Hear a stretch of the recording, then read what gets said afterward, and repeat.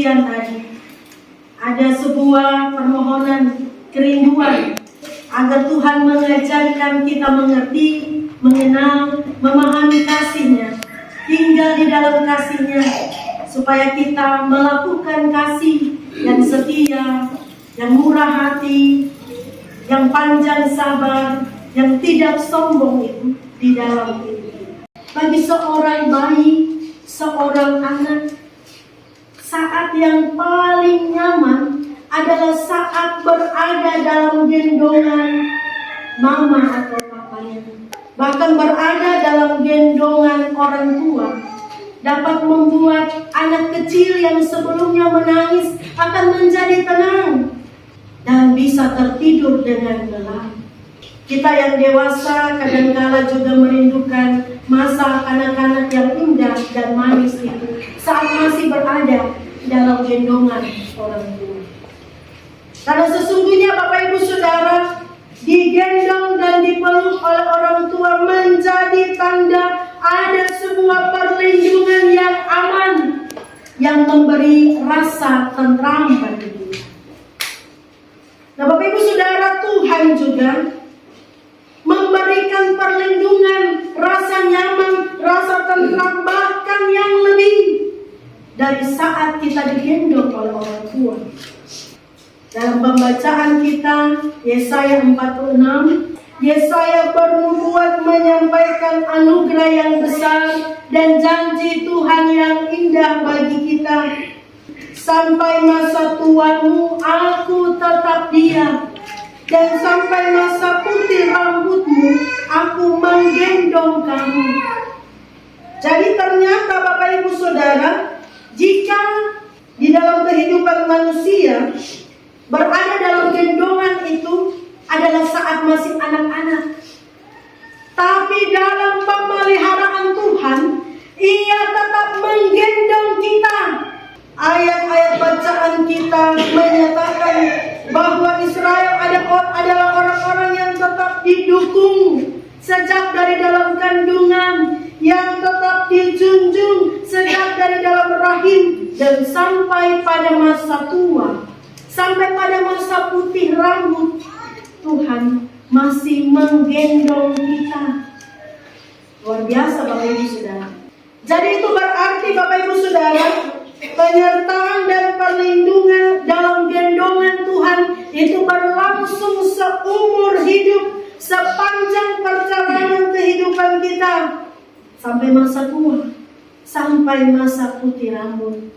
Bicara soal tua ini, banyak hal yang membuat kita gelisah saat bertambah tua, saat kerutan mulai kelihatan di muka, saat rambut putih mulai muncul, atau rambut di sini mulai menipis alias sudah mulai botak, hati juga makin gelisah. Kita berusaha tampil awet muda, karena itu banyak krim anti penuaan yang laku di mana-mana. Cat rambut, cari krim untuk menumbuhkan rambut. Saat tua juga Bapak Ibu Saudara, kita mengalami keadaan di mana kekuatan fisik semakin menurun. Belum lagi penyakit ini dan itu datang menyerang. Tapi Bapak Ibu Saudara, luar biasa, karena dalam kegelisahan dan kecemasan kita atas ketuaan, atas kondisi fisik, atas tantangan yang berat, firman Tuhan memberi jaminan penyertaan yang menjadi tema khotbah kita saat ini. Sampai masa tuamu aku tetap diam.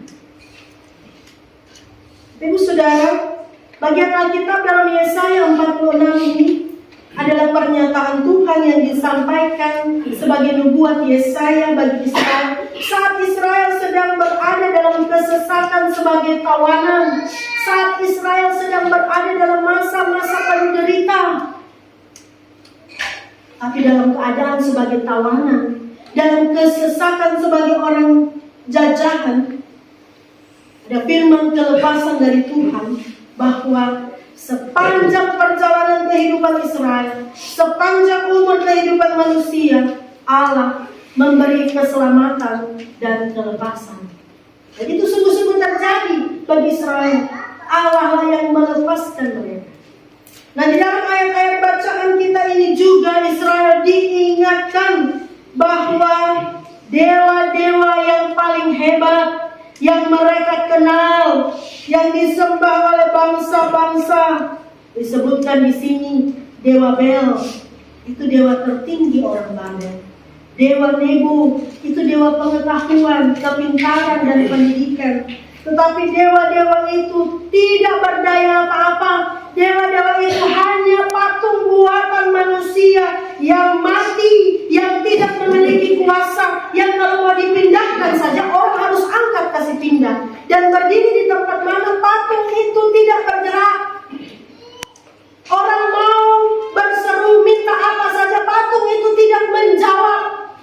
Berhala-berhala itu mati dan tidak punya kuasa.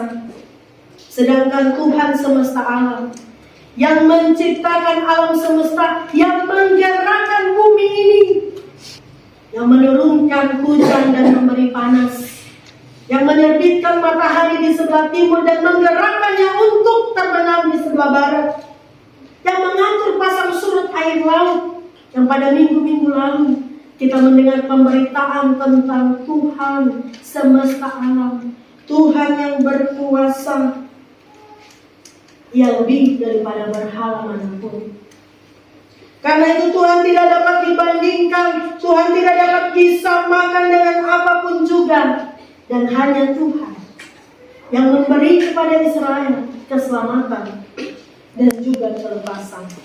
Oleh karena itu Israel diingatkan, ingat apa yang sudah Tuhan lakukan pada waktu-waktu yang lampau. Ingat dan menjadi malulah, supaya tidak mencondongkan hati kepada berhala-berhala buatan manusia. Ketika teks ini berbicara tentang berhala-berhala, Bapak Ibu Saudara, ini bukan saja soal patung-patung yang dibuat oleh manusia. Patung emas seberapa mahal pun bukan soal itu saja, Bapak Ibu Saudara. Sadarkah kita ada berhala-berhala lain yang menjadi tempat kita mengandalkan kehidupan kita? Nubuat dari Yesaya agar Israel menjadi malu, itu juga hendak disampaikan untuk kita saat ini. Jangan mengandalkan kesuksesan kita pada uang, pada jabatan, atau pada jimat-jimat yang memberi keuntungan sementara saja untuk kita, tapi membawa kita pada kebinasaan. Jangan melupakan Tuhan. Jangan mengandalkan teknologi di atas segala-galanya, sehingga waktu kita 24 jam hanya untuk buka-buka HP, lalu lupa Tuhan. Bapak Ibu Saudara, mari percaya kepada Tuhan yang hidup, yang memberi kekuatan, yang menggembalakan, yang menuntun perjalanan hidup saya, Bapak Ibu Saudara, yang sedang membawa kita pada rencana-rencananya yang luar biasa di hidup kita, yang selalu mendampingi dan menyertai kita, yang hadir di sepanjang perjalanan hidup kita. Jadi usia bisa bertambah, Bapak Ibu Saudara, rambut makin memutih, kondisi fisik menurun, sakit ini dan itu. Tapi ingatlah bahwa walaupun keadaan kita berubah, kasih setia Tuhan tidak pernah berubah. Kasih setia Tuhan sekali lagi tidak pernah berubah. Cinta manusia dapat pudar seiring waktu, dapat berubah karena hal-hal tertentu, tetapi cinta Tuhan kepada kita tidak pernah berubah, tetap kekal selama-lamanya. Bagaikan ibu yang penuh kasih menggendong anaknya, Tuhan juga setia menggendong kita, bukan saja saat kecil, tapi sampai masa tua sekalipun. Sampai pada masa tua pun Tuhan tetaplah Tuhan. Bapak Ibu Saudara, kadang-kadang kita merasa ada beban pergumulan yang menekan kita, membuat kita jatuh, kondisi kita terpuruk, kita tidak berdaya. Tetap setia ikut Tuhan, tapi pergumulan juga sangat besar. Sulit untuk kita bangkit kembali. Kita merasa malu di mata dunia. Kita merasa menjadi orang yang paling malang. Ada begitu banyak pekerjaan yang menekan kita, tanggung jawab yang menuntut kita. Firman Tuhan memberi jaminan bagi kita bahwa di setiap saat kehidupan kita, Tuhan tetap menggendong. Ada sebuah kisah dari Margaret Fishback yang menulis puisi dalam judul Jejak-Jejak Kaki. Dalam puisi itu, Margaret mengisahkan suatu malam ia bermimpi. Ia berjalan di tepi pantai dengan Tuhan. Dan di bentangan langit yang gelap ada kilasan-kilasan adegan kehidupannya. Dia menoleh ke belakang. Di tiap adegan kehidupannya ada dua pasang jejak kaki di pasir. Yang satu adalah jejak kakinya, yang satu adalah jejak kaki Tuhan. Dia merasa nyaman. Ternyata Tuhan melangkah dalam jejak-jejak kaki bersama dengannya.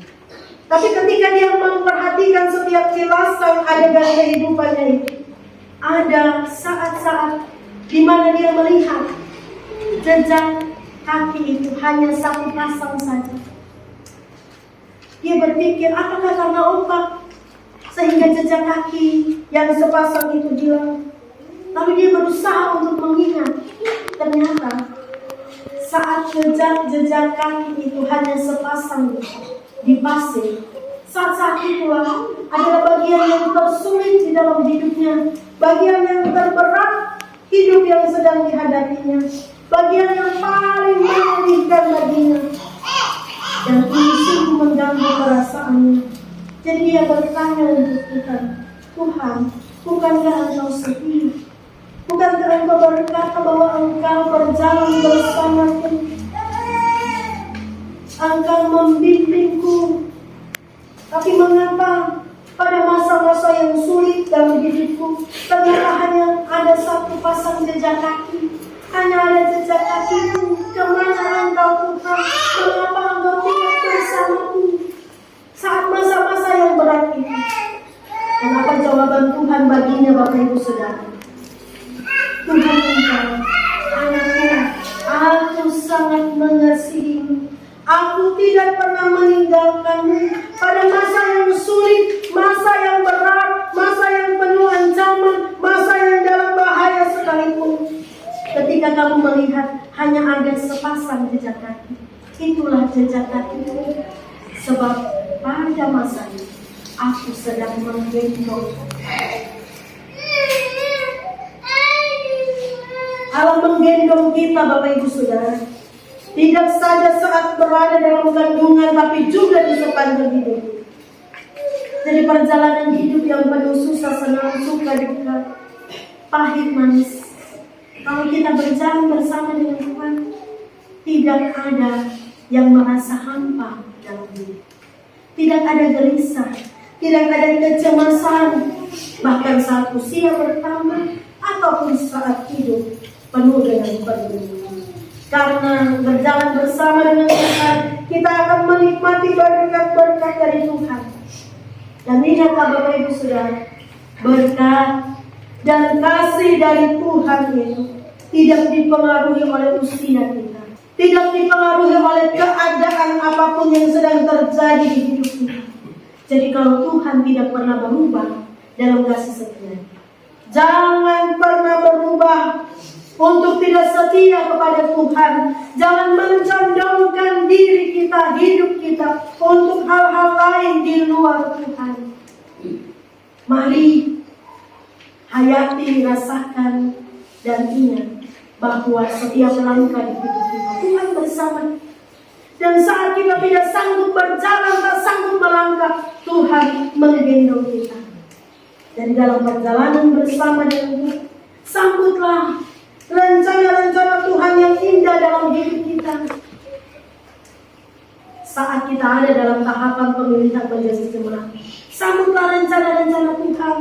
Kalau Tuhan berencana memilih kita dalam jabatan-jabatan khusus di dalam gereja sebagai penentua syamas, atau nantinya sebagai badan pelayan unsur, atau nantinya ada dalam kepanitiaan, sambut rencana-rencana Tuhan itu dengan sukacita.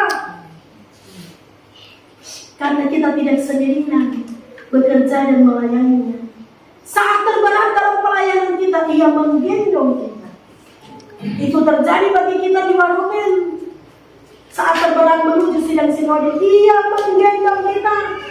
Ia menyatakan mukjizatnya bagi kita. Bukan hanya saat kita akan dipilih dalam jabatan khusus, tapi juga saat kita akan mengakhiri pelayanan, 2 periode pelayanan sebagai penatua syamas dalam jabatan-jabatan khusus sekalipun, hati kita tetap penuh sukacita. Karena sepanjang perjalanan pelayanan itu Tuhan bersama kita. Dan saat kita mengakhiri tugas melepaskan tanggung jawab, Ia juga tetap menggendong kita. Bukan hanya saat menjadi majelis penyertaan Tuhan besar, tidak Bapak Ibu Saudara. Di setiap masa, di setiap keadaan apapun juga kita, penyertaan Tuhan tetap besar. Kasih setia Tuhan tetap tidak berubah. Jadi pokoknya Bapak Ibu Saudara, di setiap momen, di setiap keadaan sepanjang hidup kita, lepaskan kegelisahan, kecemasan, dan imanilah bahwa kita berjalan bersama Tuhan, dan Ia menggendong kita dengan kasih setia. Tuhan memberkati kita dengan firman-Nya. Amin.